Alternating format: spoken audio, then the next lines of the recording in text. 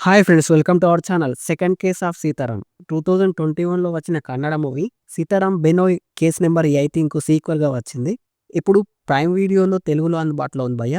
ఇది ఒక crime suspense thriller మూవీగా చెప్పొచ్చు. రన్ టైం వచ్చేసి 1 అవర్ 56 మినిట్స్గా ఉంది. మరి మూవీ ఎలా ఉందో తెలుసుకోబోయే ముందు మన ఛానల్ని కాస్త సబ్స్క్రైబ్ చేసి కొంచెం సపోర్ట్ ఇవ్వండి భయ్య. నచ్చితే లైక్ చేయండి. మూవీ చూసిన తర్వాత నాకైతే పర్వాలేదు, చూడొచ్చు అనిపించింది భయ్య.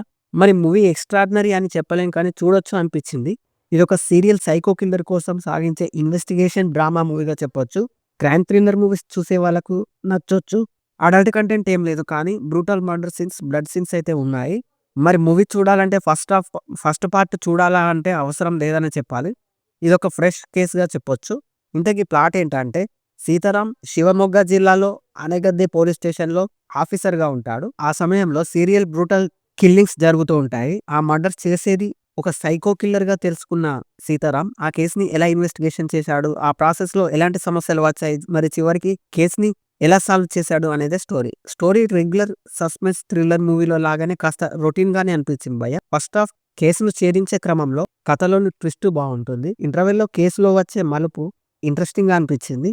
ఇంకా సెకండ్ హాఫ్ కేసును ఛేదించే క్రమంలో వచ్చే ట్విస్టులు, టర్నులు పర్వాలేదనిపిస్తాయి. క్లైమాక్స్ పర్వాలేదు. అక్కడక్కడ కాస్త స్లోగా అనిపించినా బోరింగ్‌గా ఏం లేదనే చెప్పాలి. నటన పరంగా విజయ్ రాఘవేంద్ర చాలా బాగా నటించారని చెప్పొచ్చు. అందరికందరూ బాగానే చేశారు. ఫస్ట్ హాఫ్ కంటే సెకండ్ హాఫ్ కొద్దిగా స్లోగా అనిపించింది. హంతకుడు సైకోగా ఎందుకు మారాల్సొచ్చిందో అనేది పెద్దగా ఇంపాక్టింగ్‌గా అనిపించలేదు. టెక్నికల్‌గా మూవీ బావుంది. సినిమాటోగ్రఫీ, బ్యాక్‌గ్రౌండ్ మ్యూజిక్ పర్వాలేదు. ఓవరాల్‌గా ఇదొక రొటీన్ రివెంజ్ క్రైమ్ డ్రామాగా అనిపించింది. నాకైతే పర్వాలేదు, ట్రై చేయొచ్చు అనిపించింది భయ్య. That's it guys. Thank you for watching.